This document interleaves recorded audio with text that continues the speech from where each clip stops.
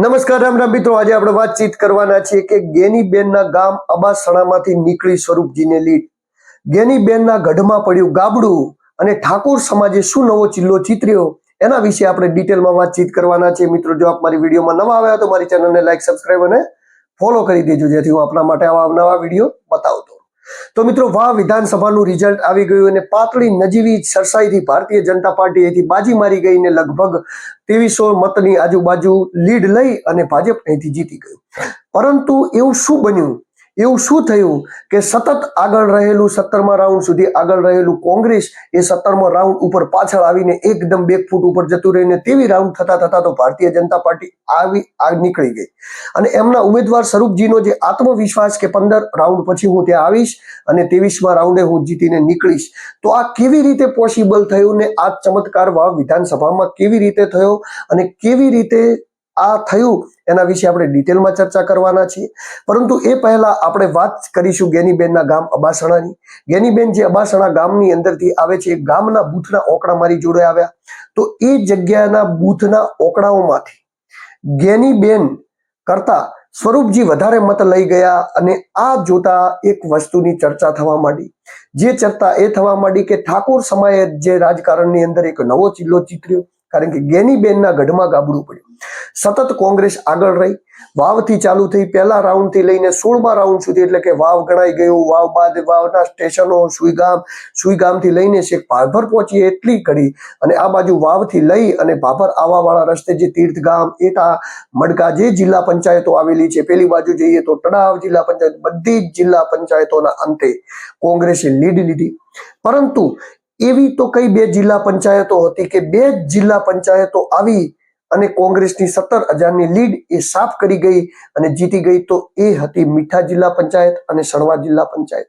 ભાભર સિટીમાં તો દર વખતે ભાજપ રહેતું જ, પરંતુ આ વખતે પણ ભાજપ રહ્યું, ત્યાં દર વખતે ભાજપ રહેતું, એટલે એ જગ્યાનો કોઈ એવો અંદાજ ન હતો. કારણ કે ભારતીય જનતા પાર્ટી સાથે જોડાયેલી વિચારધારાવાળા લોકો જે ભાભરમાં રહેતા અને આ બંને સીટ ઉપર જે લોકો વસે છે એ સમાજવાદ વાળા લોકો છે.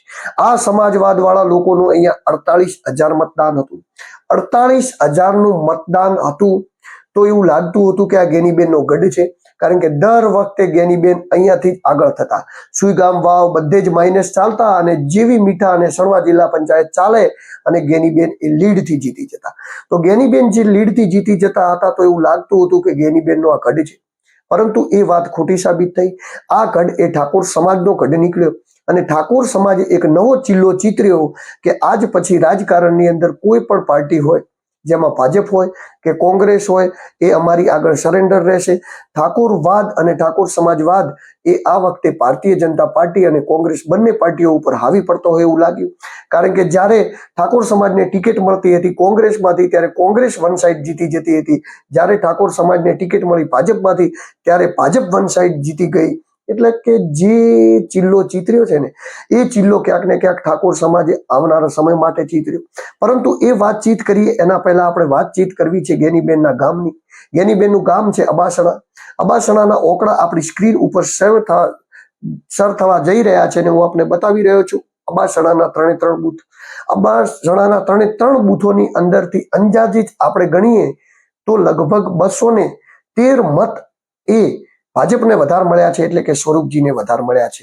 અને આ સિસ્ટમ જોતા જ્યારે મને સૌથી પહેલો વિચાર આવ્યો કે ઠાકોર સમાજમાં ગાબડું પડ્યું અને ક્યાં પડ્યું ને કેવી રીતે પડ્યું, તો એના માટે મેં સૌથી પહેલું અબાસણા ગામનું વિચાર્યું કે ગેનીબેનના ગામનું શું થયું હોય. કદાચ ગેનીબેન એ ગામના બહારના વિસ્તારોમાં ન ચાલ્યા હોય, પરંતુ ગામમાં ન ચાલે એવું ન બને. પરંતુ જે મેં ઓકડા જોયા એ ઓકડા મારા માટે ચોંકાવનારા હતા. આ ચોંકાવનારા ઓકડા જોતા મને એક વસ્તુ સમજાય કે ઠાકોર સમાજે જે ચિલ્લો ચીતર્યો છે રાજકારણની અંદર, એ ચિલ્લો ચીતર્યો છે એ વર્ષો સુધી ચાલશે. અને આમ ને આમ જો ઠાકોર સમાજે આ ચિલ્લો ચીતર્યો એ પ્રમાણે ચિલ્લો ચીતર્યો તો ભાજપ હોય કે કોંગ્રેસ હોય, કોઈ પણ પાર્ટી એ ઠાકોર સમાજને ગોતીને ટિકિટ આપવામાં આવશે.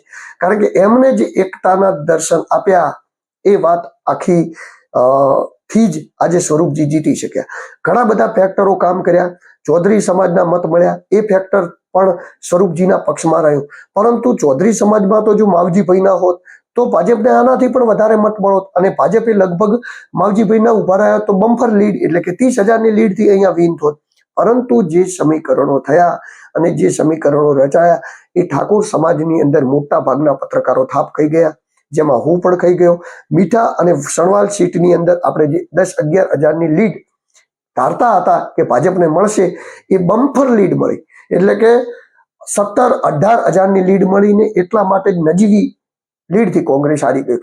પરંતુ કોંગ્રેસ હારી ગયું તો એ મજબૂતાઈથી ફાઇટ આપીને હારી ગયું તો એ વસ્તુ આખી અલગ છે, હાર જીત થતી હોય છે. પરંતુ જે ઠાકોર સમાજે જે ચિલ્લો ચિતર્યો છે એનાથી રાજકીય ક્ષેત્રે શું તફાવત આવશે એના વિશે આપણે થોડી વાતચીત કરવાના છીએ. તો હવે પછીના રાજકીય ક્ષેત્રે એક તફાવત એવો આવી ગયો કે ભાજપ કે કોંગ્રેસ કોઈ પણ પક્ષ એ ઠાકોર સમાજને પકડીને ટિકિટ આપવા જશે. સામાજિક બંધારણોમાં, જાતિગત સમીકરણોમાં ઠાકોર સમાજનું વર્ચસ્વ એ વધતું ગયું. વોટ કરવાની દ્રષ્ટિએ આ કોમે, આ સમાજે એમના સમાજ પૂરતી એકતા જે દર્શાવી એ એકતા જોતા સમગ્ર બનાસકાંઠા અને ગુજરાતમાં હડકંપ મચી ગયું છે. કારણ કે જે કોંગ્રેસ આ બાજુ ભાભરથી લઈ, સુઈગામથી લઈ, ત્યારબાદ સુઈગામથી વચ્ચેના સ્ટેશનોથી લઈ, વાવથી આખો રાઉન્ડ ફરીને આવીએ, શેખ ભાભરથી નીકળી અને ભાભર ફરીને પાછા આવીએ તો 107 કિલોમીટરની આ વિધાનસભાની અંદર સતત કોંગ્રેસ આગળ રહી. પરંતુ ખાલી ભાભર સિટી, મીઠા જિલ્લા પંચાયત અને સણવા જિલ્લા પંચાયતના જેવા બૂથ ખુલ્યા અને 16મા રાઉન્ડથી જે પરિણામ બદલાવાનું ચાલુ થયું અને ભયંકર પરિણામ આગળ વધતા 23 બૂથની જતા 1000થી વધારે મતે એ સ્વરૂપજી આગળ નીકળી ગયા. અને ત્યારબાદ જે થોડા ઘણા મશીનો બાકી હતા, જે નતા ગણાયા, એ ગણાયા તો તેમાં 2300 આજુબાજુની લીડ લઈ અને સ્વરૂપજી અહીંથી જીતી ગયા.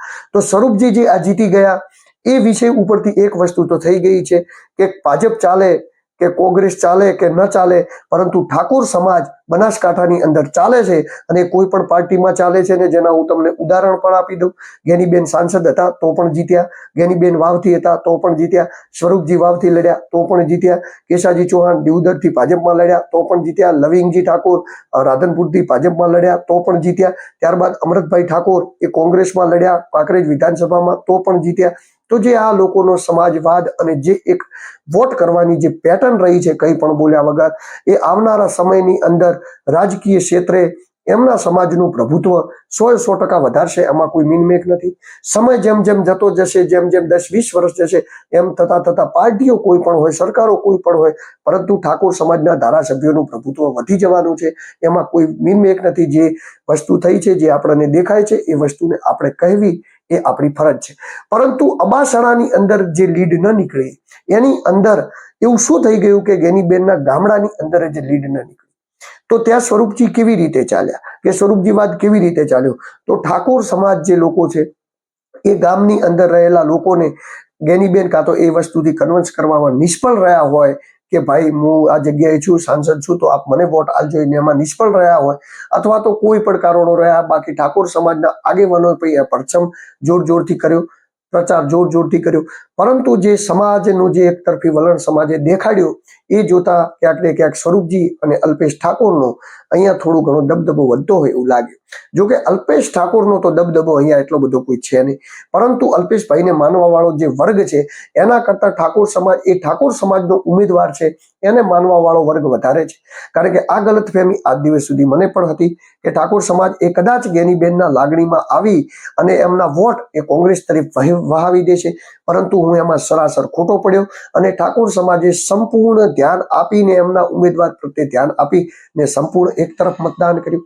સામે ચૌધરી સમાજની વાતચીત કરીએ તો ચૌધરી સમાજ એ વિચારધારાને રહ્યો, સમાજવાદ ઉપર ઓછો રહ્યો. ચૌધરી સમાજ આમ પણ જ્યારે રહ્યો છે ત્યારે ભારતીય જનતા પાર્ટીની કોર વોટ બેંક રહી છે ને જો ચૌધરી સમાજ ન હોત તો વખતે ભાજપ પણ અહીંયા ન જીતો. એ ફેક્ટર પણ એટલું જ કામ કરે છે જેટલું ઠાકોરવાદ કામ કરે છે. પરંતુ ચૌધરી સમાજના જે મત મળ્યા અને એ મતના લીધે કે એના લીધે લીડ, બાકી જો ચૌધરી સમાજના મત ન મળ્યા હોત તો સ્વરૂપજી ખૂબ જ લીડે માઈને જતા. તો જે આ જે રાષ્ટ્રવાદ કે ભારતીય જનતા પાર્ટીને જે ગળી જવાનો જે મુદ્દો છે એ સમાજવાદ ઉપર ન ચાલ્યો. એટલે કે ચૌધરીઓ બે ભાગમાં વેચાયા અને ઠાકોરો એક થયા. આ જ ફેક્ટર કામ કરી ગયું અને આ જ ફેક્ટરના લીધે વાવ વિધાનસભાની ઇલેક્શને સ્વરૂપજીએ નજીવી લીડે જીતી લીધી. પરંતુ હવે વાતચીત એ કરવાની છે કે જે ચૌધરી સમાજનું આ રીતનું જે ફેક્ટર થયું એનું કારણ મૂળભૂત ક્યાં રહ્યું? તો એનું કારણ મૂળભૂત ક્યાંક ને ક્યાંક શંકર ચૌધરી પણ રહ્યા. શંકર ચૌધરી જે ખુલ્લીને સામે આવ્યા એનો ફાયદો ચૌધરી સમાજમાં 100% થયો. હું વારંવાર એક વાત કહેતો હતો કે શંકર ચૌધરી જો ખુલીને નહીં આવે તો આ ફાઇટને લડવી અને જીતવી ઘણી મુશ્કેલ હતી. જો કે ચૌધરી સમાજમાં ખુલીને જે શંકરભાઈ આવ્યા આમાં ચૌધરી સમાજમાં શંકરભાઈનો વિરોધ પણ થયો, પરંતુ જે સમાજ અડધો એમની સાથે પણ રહ્યો તો એ એમની સાથે રહેલા સમાજે એમની વાતને પણ સાંભળી અને એ 100% ફલક ઉપર બહાર આવી. સંસદના ઇલેક્શન પછી જે ડાઉન થઈ હતી શંકરભાઈની ઇમેજ, એમાં થોડો ઘણો તફાવત આવી શકશે અને એમની ઇમેજ અપ થઈ જશે. તો બીજું તો મિત્રો ઇલેક્શન હતું, આપણે વાતચીત કરતા રહીએ, એક્ઝિટ પોલ કાઢતા રહીએ. અમે પત્રકાર છીએ તો પત્રકારની દ્રષ્ટિએ આપણે કોઈ પક્ષપાતમાં ના હોઈએ. લોકોની ઘણા બધાની કોમેન્ટો આવી હતી કે દિલુભાઈ તમે જે કહેતા હતા એક્ઝિટ પોલ ખાંચી પડ્યા, આ પડ્યા તે પડ્યા, તો એવું કંઈ હતું નહીં. કારણ કે બનાસકાંઠાની સીટ વખતે બધા જ લોકો એવું કહેતા હતા કે જીતી જશે રેખાબેન. એ વખતે મારો સમાજ હતો, તેમ છતાં પણ હું કહેતો હતો કે ગેનીબેન જીતી જશે ને ગેનીબેન જીતી ગયા. તો આમાં એવું કોઈ સમાજવાદ, કોઈ પક્ષપાત એવું હોતું નથી. અમારે પણ ન્યૂઝ ચેનલો ચલાવવાની હોય, બને એટલું સચોટ અને સાચો જ નિર્ણય અમારે કરવામાં અમે માનતા હોઈએ છીએ. પરંતુ ક્યાંક ને ક્યાંક ઠાકોર સમાજને કળવામાં અમે નિષ્ફળ ગયા.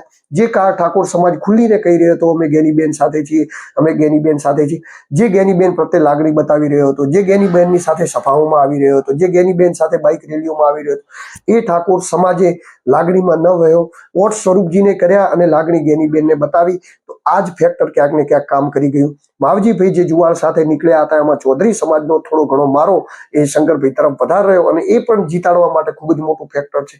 તો આ બંને ફેક્ટરો રહ્યા અને બીજા બધા જ ફેક્ટરોની અંદર આપણે 100 જિલ્લા પંચાયતોની અંદર સાચા ઠર્યા.